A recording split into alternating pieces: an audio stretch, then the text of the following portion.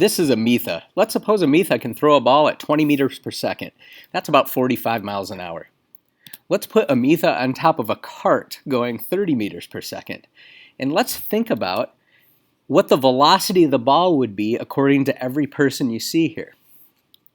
Well, according to Ametha, the ball is just going to be going away from her at 20 meters per second because she doesn't get any stronger or weaker just because we've put her on the cart. She just throws the ball at 20 meters per second. According to Jackson on the ground here, well, the ball is going to be going faster because you get the 20 that Ametha is capable of putting into the ball plus the 30 of the cart. So you get 50 meters per second. According to Anna here, who's riding away on a skateboard, well, the impact of the ball with Anna, if it were to hit her, wouldn't be quite as severe as with Jackson because she's kind of going away. That would cause it to kind of give a little bit. And Anna would say the ball is only approaching her at 40 meters per second. Now, if there were to be a collision with somebody, Simon's going to get the worst of it because he's coming toward the ball here, relative to the ground, going 15 meters per second to the left. So the impact speed for Simon would actually be 15 meters per second higher than it is for Jackson, and Simon would say 65 meters per second. This all seems true from just logic, but what we're going to see is these last three numbers are actually a little bit off. Let's suppose Ametha has a flashlight, and let's put her on that same cart. And think again about how fast each of these observers would say that the light is going, right? Well, of course, according to Ametha, the light is just going to be going away from her at speed c. Now, according to Isaac Newton, because the cart is also moving to the right at 30 meters per second, Jackson would report, according to Newton anyway, that the speed of light would be c plus 30. Since Anna is moving to the right kind of away from Jackson at 10 meters per second, again, according to Newton and Anna, if she doesn't know relativity, she would report a speed of c plus 20 for the light. And then Simon, as we saw before, would get sort of the worst of it. Again, according to Newton, Simon would report c plus 45, the 45 being the 30 here plus the 15. Right? But as it turns out, these last three calculations are all wrong. The correct answer for all of these observers is they should all get a speed of c. So experimentally, it's the case that the speed of light is the same no matter how you are moving, even if that's counterintuitive. To take a little closer look at this, let's look at a few kind of simple cases. Here's Ametha with a flashlight on top of a cart going, well, half the speed of light, right?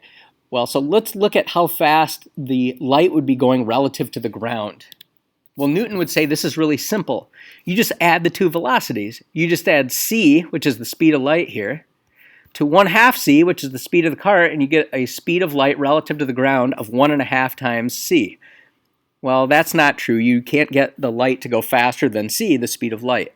So what Einstein figured out is that you don't really add velocities like this. The way that you do add them is as shown here.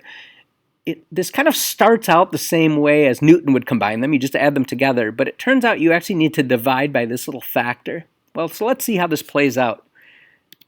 Well, if you plug in here, v1 plus v2, 1 plus 1/2 c would give you 1.5 c. In the denominator here, you would get 1 plus, well, v1 times v2 would be 1c times 1/2 c. So it'd be 1/2 c squared. And so the denominator here, you get 1 plus 1/2, and you notice that that would cancel the 1.5 here. So you get a speed of this light beam relative to the ground just being c. Right? Now let's put someone on top of this cart that can actually throw something at half the speed of light, c over 2, but the cart's also going c over 2. Well, Newton would say relative to the ground, that's a really easy calculation. You just say, well, the ball's going c over 2 relative to the person, cart's going c over 2 relative to the ground. Just add them together and that ball should be going the speed of light. Well, if you use Einstein's relationship, which is the truth, the actual relationship, let's see how this plays out. Well, v1 plus v2 would just be c here in the numerator.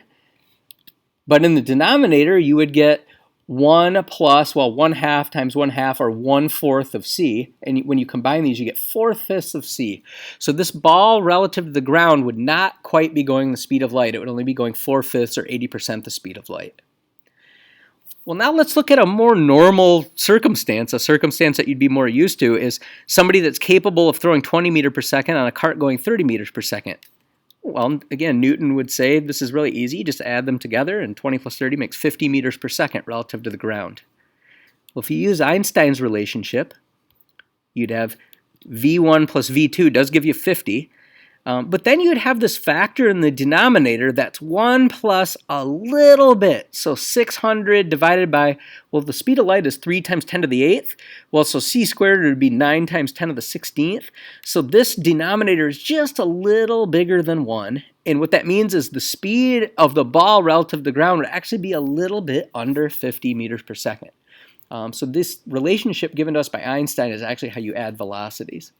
Right? And all of this comes from the speed of light needing to be the same for all observers. Well, this has profound consequences.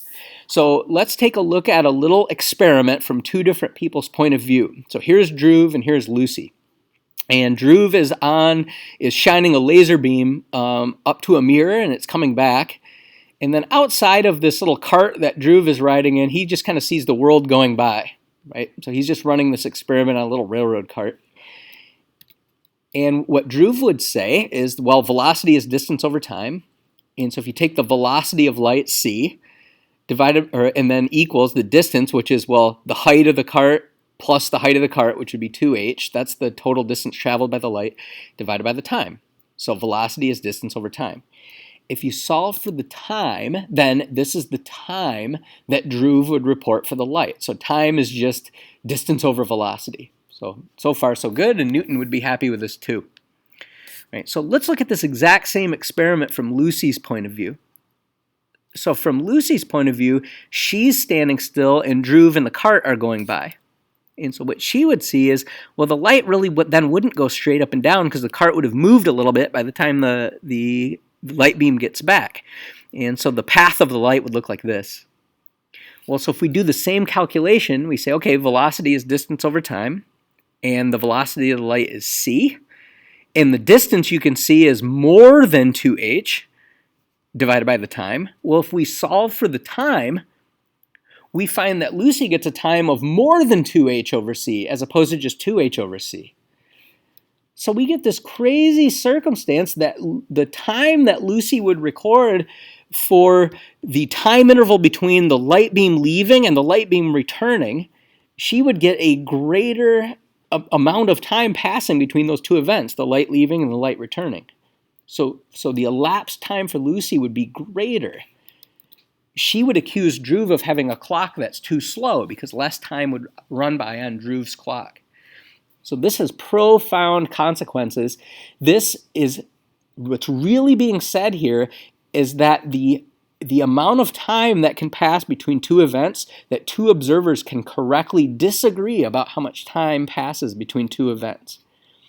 Now, to call this out, what we've done differently or something that Newton would not agree with, Newton would not like what we did here. He would not like that we said the speed of light was c here. Newton would say, wait a minute, you shot this light beam up at speed c, but it's also going to the right at speed v. And so the way that you should properly add velocities is you should get this hypotenuse, root c squared plus v squared, or a speed greater than c. That's what Newton would say. So Newton would say these two observers should get the same time because, yes, the light beam travels more than 2h, but he would also say that the light beam is going more than c. So that's where the discrepancy between what Einstein is doing and what Newton would say. So the upshot here is the prediction that's really being made by Einstein is that observers in relative motion can correctly disagree on how much time has passed. So time is not absolute. It really depends on how the observer is moving. For more information about this, I encourage you to look up what's called the Haefel-Keating experiment. Just a beautiful experiment to look up with some taking clocks on airplanes and looking at the discrepancy in the passage of time due to the motion of one clock relative to another. So the experimental examples of this effect of observers in relative motion correctly disagreeing on how much time has passed It's experimentally verified that moving clocks run slow. And for instance, particles with certain lifetimes, like say you know a particle has a 2-second lifetime, we find that they last longer if you keep them at high speed in an accelerator ring. In their own reference frame, they'll last maybe 2 seconds, but in the reference frame of the folks who aren't moving around the ring, it will last longer. So I hope you enjoyed this little introduction to time dilation and special relativity.